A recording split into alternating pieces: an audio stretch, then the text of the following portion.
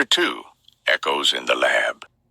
Marcus and Redact turn in unison, the blue glow of the holotable still flickering across their faces as they pivot toward the sound. The violet portal hangs in the air 3 paces behind them, perfectly circular, edges crisp and humming with familiar energy.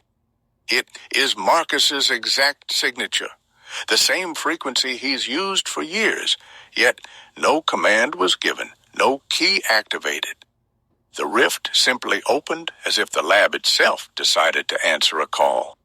Cold night air rolls out of it, carrying the scent of wet pine, old stone, and faint gunpowder.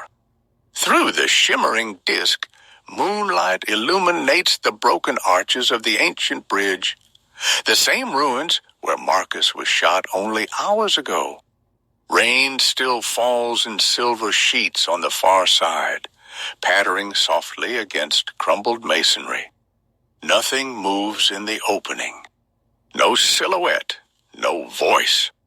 Just the quiet ruins and the distant crackle of a dying campfire somewhere beyond the bridge. Redact's hand is already on the grip of his .357. Marcus shifts his weight, pipe wrench rising instinctively, the new power core warm against his hip. Lab didn't open that, Redact mutters, voice low. And nobody else has our signature. Marcus's eyes narrow. Someone just used mine. The portal holds steady, neither widening nor collapsing, patient, almost expectant. On the hollow table beside them, the green trace to James's fortress pulses once brighter, as if reminding them where the real fight waits. Father and friend exchange a single glance.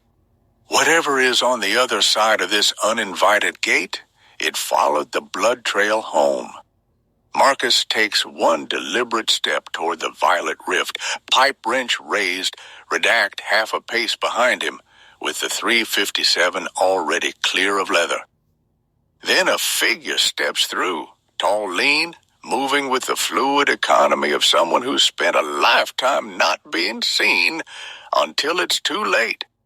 Nathan, 20-plus years with the crew, former special operations, 10 years in the blackest units across half a dozen worlds, master of infiltration and long-range precision. His dark tactical coat is still damp with the rain from the ruins, hood pushed back to reveal close-cropped hair, gone more salt than pepper, and eyes that miss nothing.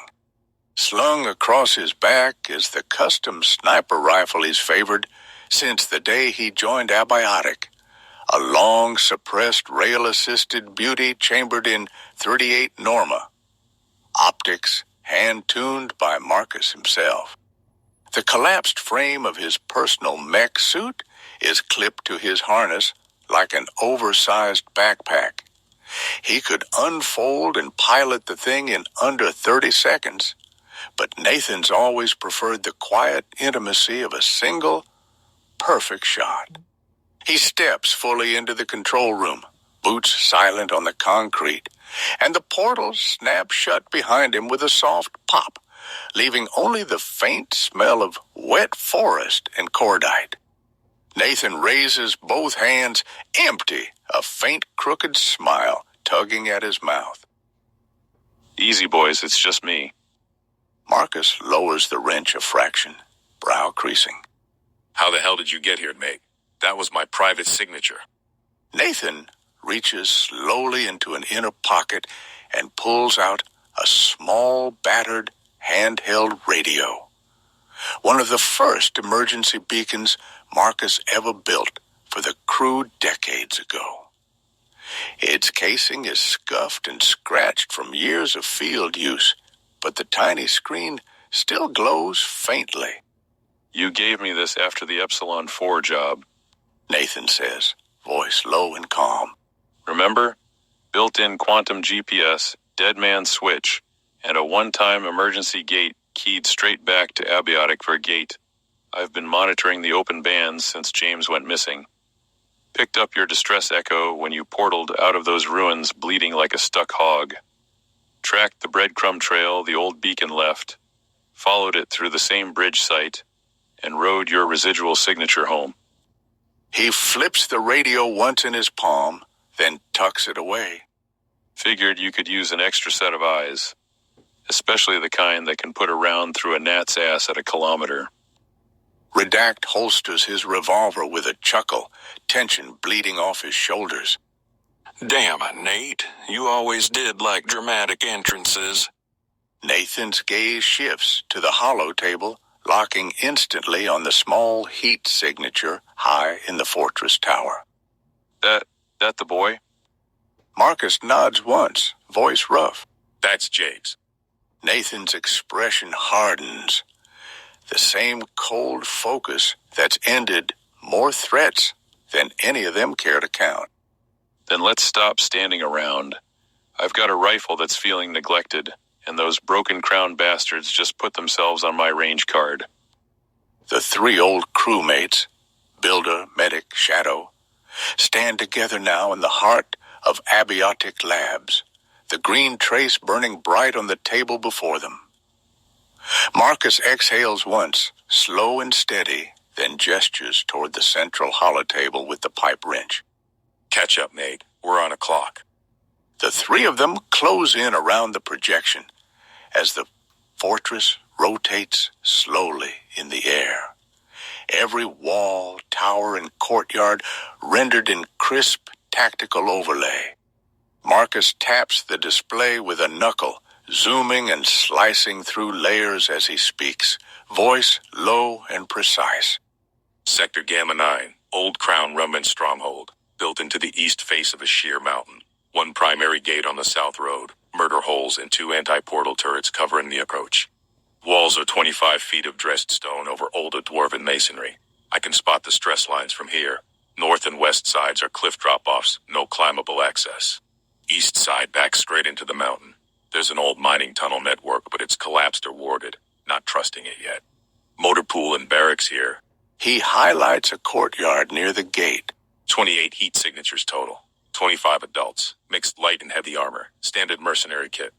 2 heavier signatures, probably officers or specialists, in the central keep. 1 small signature, child-sized, isolated in the upper tower room. East wing, 3rd floor. Single guarded door, barred window. That's James. Redact picks up seamlessly, tracing routes with a finger. UAV Sayo 3 and 04 are prepped for microprobe insertion the second we open a pin gate. Full sensor suite, live feed, micro missiles hot. I'll fly over watch and med support. Plan so far is eyes first, drone scout patrol patterns, turret arcs, and confirm James's exact position.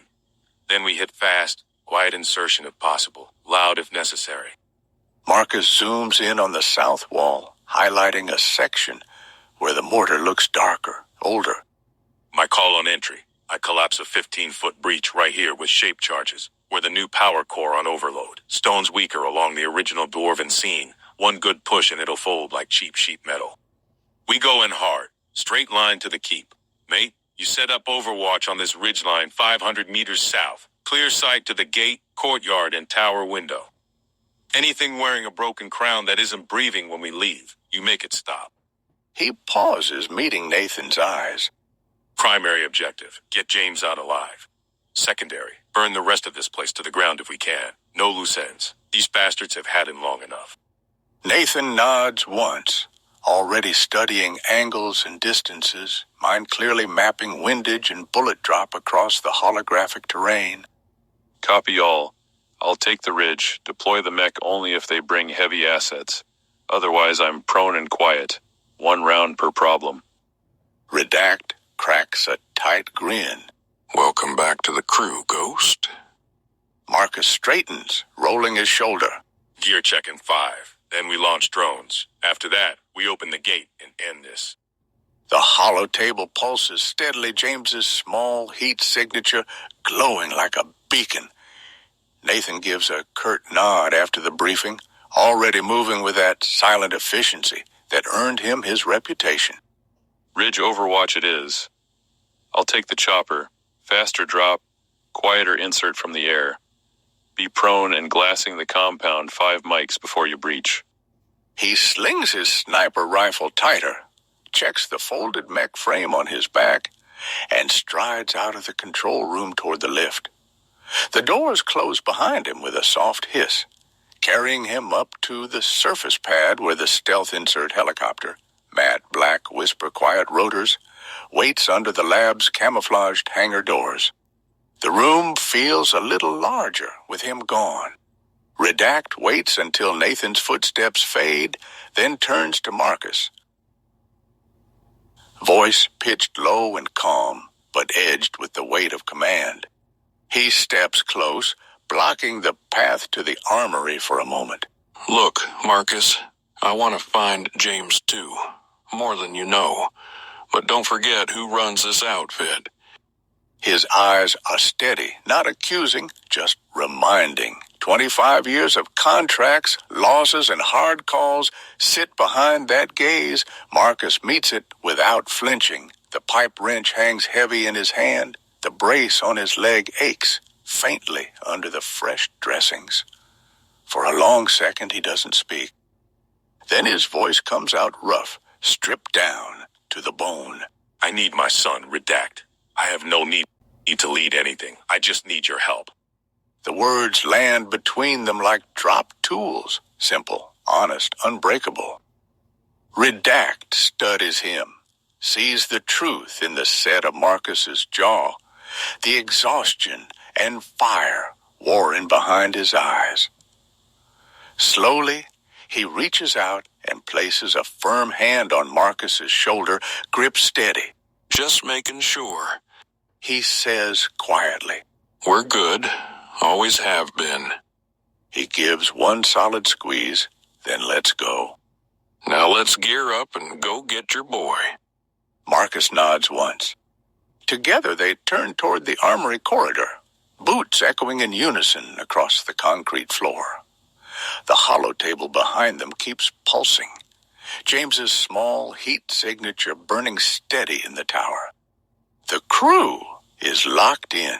The plan is set. Marcus and Redact leave the quiet moment behind and stride down the familiar corridor toward the armory, boots ringing in steady rhythm on the polished concrete. The heavy blast door to the armory irises open at their approach, sensors recognizing biometrics and intent. Inside the long room is lit by cool white strips overhead, racks of rifles along one wall, shelves of tactical vests and plate carriers on another, benches loaded with ammunition crates, grenades, breaching tools, and dimensional stabilizers. Everything is organized exactly the way the crew has kept it for decades, ready for war in any world. Redact heads straight to the med section, pulling a reinforced trauma pack upgrade, extra blood expanders, portable stasis field generator for critical wounds, and a compact defibrillator. He clips it all to his vest with practice snaps. Marcus moves to the builder's rack, his personal station. He shrugs into a heavy tactical harness custom forged to carry tools as well as magazines, slots for the pipe wrench, now fitted with a quick-release sling, pouches for the new power core, shaped breaching charges, a collapsible entrenching tool, and a bandolier of magnetic limpet mines. He lifts a short-barreled carbine from the wall, 6.8 SP, suppressor already mounted, red dot, and magnifier combo, checks the chamber, and slings it across his chest. Redact tosses him a fresh plate carrier, ceramic composite, rated against most dimensional small arms. Marcus slides it on. The weight settles familiar and reassuring over his braced leg. Comms check. Redact says, tapping the earpiece already in place. Marcus activates his throat mic. Loud and clear. Redact nods, loading extra magazines for his .307 and pocketing a pair of flashbangs. Nathan's probably already on station. Drones are spun up and waiting for gate coordinates. We're as ready as we're gonna be. Marcus looks around the armory one last time, the place that's outfitted them for 100 jobs, then meets Redact's eyes. Let's go get my boy. They turn together and head for the main portal bay, gear clinking softly, the weight of armor and purpose settling over them like an old familiar cloak. The green trace waits. The fortress waits. James waits. Redact reaches to a locked rack on the armory wall and pulls down a sleek matte black portal gun, the compact short-range model he and Marcus prototyped years ago for tactical jumps. He twists the calibration rings with a flick of his wrist, locks in the pre-scouted coordinates just outside the fortress's south wall, and thumbs the firing stud. A sharp crackle splits the air as a macized disk of violet light blooms in front of them, edges crisp and steady. Through it you can see dense evergreen woods under gray pre-dawn light, the tree line ending at a low rise that overlooks the Broken Crown compound less than 400 meters away. Cold mountain air rolls through, carrying the faint tang of pine sap and distant wood smoke.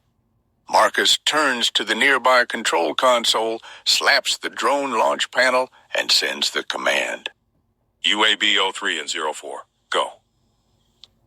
With a rising whine, the two stealth drones lift from their cradles in the control room, dart through the open portal like black hornets, and vanish into the trees on the far side. Live feeds bloom on Marcus's wrist display and Redactus visor, HUD, thermal, night vision, high-res optics, sweeping the fortress walls, turrets, patrol routes, and the tower window where James is held. A moment later, the encrypted comm channel crackles in their earpieces. Nathan's calm, familiar voice. Overwatch in position. Prone on the ridge, full glass on the compound. Gates quiet, 2 sentries on the wall walk, turret crews asleep at their posts. You're clear for insert. Say the word and I'll start thinning the herd. Redact gives Marcus a quick nod, portal gun held steady to keep the gate open. Marcus checks the pipe wrench on its sling, the power core on his belt, the carbon across his chest. He takes one deep breath, feeling the brace on his leg hold firm. Word is given. Marcus says into the mic. We're coming in. Redact steps through first, carbine up, sweeping the tree line. Marcus follows right on his heels. The violet disc snaps shut behind them with a soft pop, leaving only the quiet woods, the distant fortress, and the faint hum of the drones overhead. Nathan's voice returns, low and professional. Welcome to the party, boys. Eyes on you. Let's go get James. The 2 stealth UAVs ghost over the treetops and slip across the fortress walls like silent shadows. Rotors damped to a whisper. Live feeds stream directly to Marcus's rugged wrist display and Redact's visor HUD. Thermal overlays, high-res night vision, patrol routes traced in red. 20 Fib hostiles mapped in seconds. 2 on the wall walk, 4 in the courtyard, turret crews dozing at their stations, the rest scattered in barracks or the keep. The 2 heavier signatures, likely commanders, pace the main hall, and there, high in the east tower, James's small heat bloom curled on a cot, alone. Marcus watches the tower feed for a long second, jaw tight. Redact murmurs, All positions locked. Say the word. Marcus's voice is flat, final. Now. The drones bank sharply. From underwing pods, they release a half-dozen smoke canisters in perfect sequence. Thick white plumes bloom across the courtyard, billow up the walls, and swallow the gatehouse in choking clouds.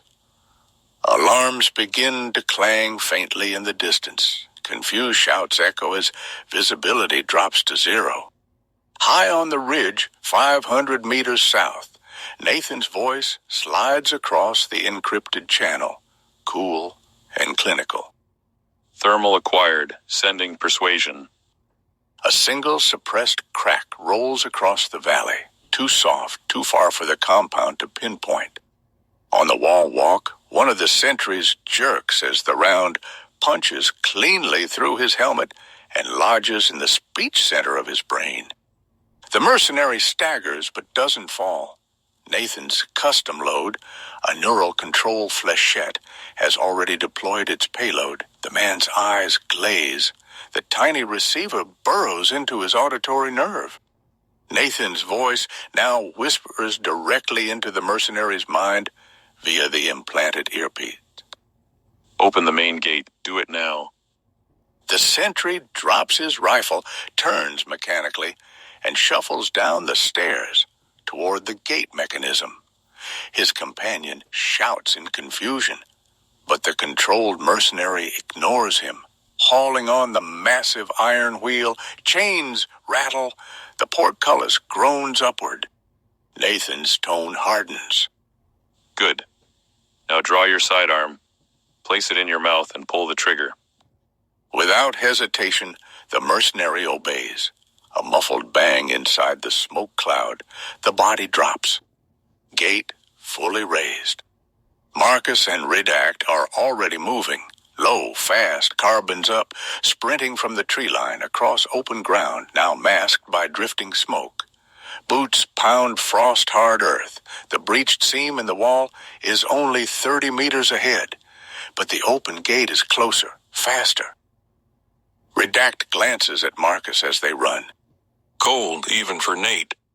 Marcus doesn't break stride. Tape wrench in one hand, carbine in the other. He's buying us time. We use it. They hit the gate threshold together, smoke swirling around them, the fortress coughing alarms and shouts into the dawn. James is inside. Marcus and Redact burst through the open gate into the smoke-choked courtyard, moving as one. 25 years of muscle memory kicking in. Carbons bark in controlled bursts. Short, precise triggers. Mercenaries stumble out of the barracks, half-armored, coughing, rifles up. Too slow. Marcus drops two with tight center mass groups as he advances left. Redact sweeps right. 357 booming alongside his carbine, putting down three more before they can form a line. Muzzle flashes stutter from the wall walk and upper windows. Bullets snap past, sparking off stone. High on the ridge, Nathan's suppressed rifle speaks in steady rhythm. Crack, crack, crack. Each round a silent promise kept. A turret gunner slumps over his weapon. A mercenary, leaning from a balcony, jerks and falls 20 feet into the courtyard. Another, sprinting for cover, spins and drops mid-stride, helmet vented. Left tower clear, Nathan murmurs over comms, voice calm as Sunday morning. You've got 4 converging on the keep door from the barracks, engaging. 2 more distant cracks, 2 more bodies hit the ground. Marcus and Redact push forward through drifting smoke, boots crunching over spent casings and broken stone.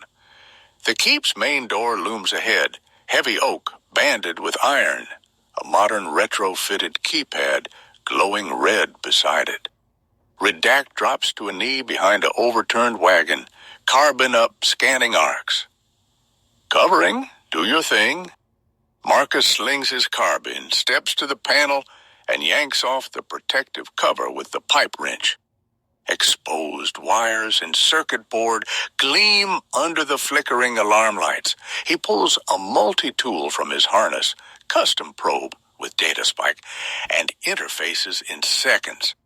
Fingers dance over the board, bypass the tamper circuit, shunt power to the logic gate, inject a brute force script from the spike's onboard chip. Numbers flicker across the small screen. Redacty's carbine cracks twice behind him, a mercenary who got too brave. 30 seconds, Marcus. They're starting to organize on the upper floors. Almost. The keypad beeps green, magnetic locks clunk open. Marcus rips the door wide with one hand, pipe wrench in the other. Breached. Moving in.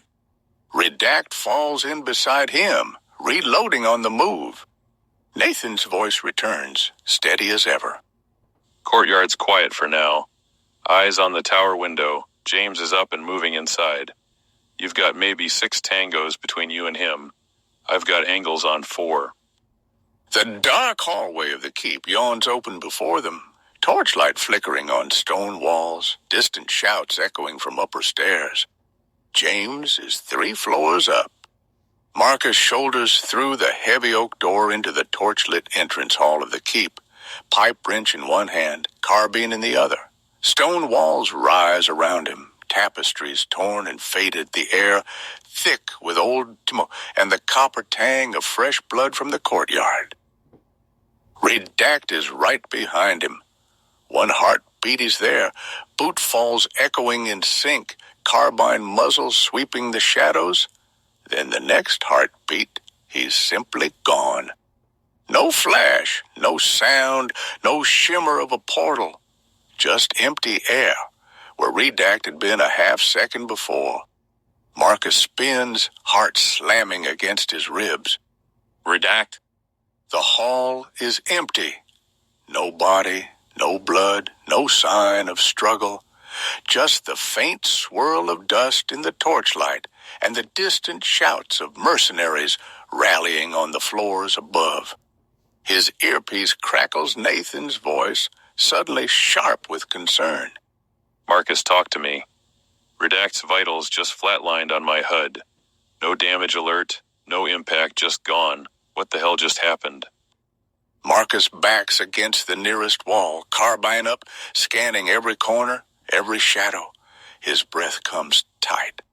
I don't know. He was right behind me. Then nothing. Vanished, like the air swallowed him. A long second of silence on the comms.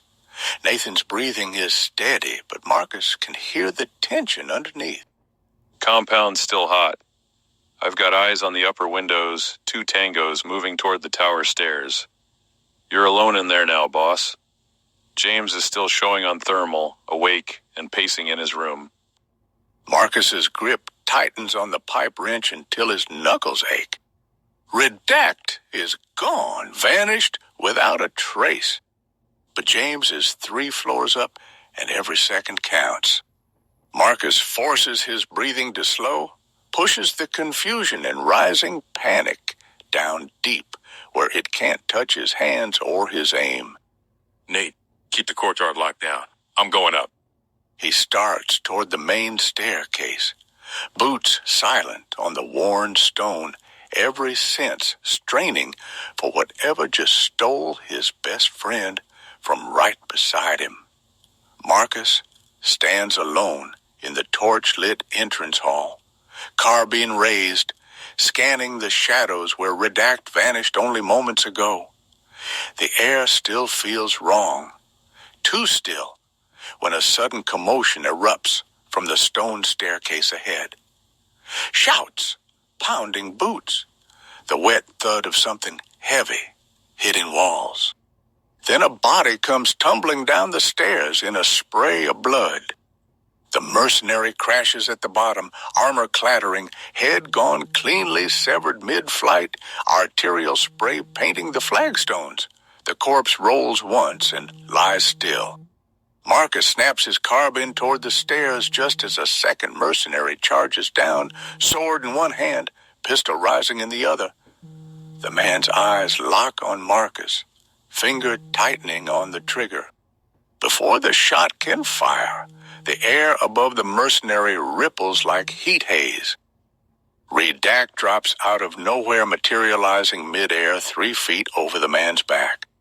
He lands hard, knees driving into the mercenary's shoulders, momentum flipping the startled soldier forward.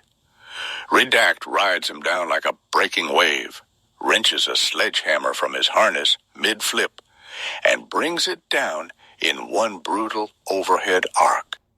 The steel head meets the mercenary's helmet with a sickening crunch. The body goes limp instantly. Redact straightens, breathing hard, sledgehammer dripping dark onto the stone. His eyes meet Marcus's across the fresh corpses. Marcus lowers his carbine a fraction, staring. How the hell did you do that? Redact wipes a streak of blood from his cheek with the back of his glove, already moving toward the stairs. No time. Let's keep moving. He doesn't wait for an answer, just steps over the bodies and starts up the staircase, 2 at a time, sledgehammer resting easy on his shoulder like it belongs there. Marcus hesitates only a heartbeat, confusion and relief warring behind his eyes, then falls in behind him. Nathan's voice crackles softly in their earpieces, tension thick. Glad you're back, Redact. Care to explain what I just saw on thermal? Redact's reply is clipped, focused. Later. Tower's 2 floors up. Move. The stairs spiral higher, torchlight flickering on blood-slick stone. Shouts echo from above, more mercenaries converging. James is close. Marcus and Redact climb the spiraling stone stairs 2 at a time, boots quiet on the worn steps, weapons ready. The keep is alive with distant shouts and running feet, but the path ahead stays clear. Nathan's rifle, picking off anyone who tries to block the tower. They reach the 3rd floor landing, a short, narrow corridor lit by a single sputtering torch. At the far end stands a heavy wooden door banded with iron, a thick chain looped through the handles and secured with a padlock the size of a fist. Fresh scratches mar the wood around the lock. Someone small on the inside has been trying to get out. James. Thin, dirt-streaked, hair longer than Marcus remembers, but unmistakably his boy. Alive. Dad? The word is barely a breath. Half disbelief, half hope. Marcus's pipe wrench lowers. For the first time since the ruins, his voice cracks. Yeah, buddy, it's me. Redact steps in behind him, already sweeping the room for threats, then posting at the door to watch the corridor. Father and son stare at each other across the small space, the sounds of the dying fight in the fortress suddenly distant. Marcus exclaims, I found you, son.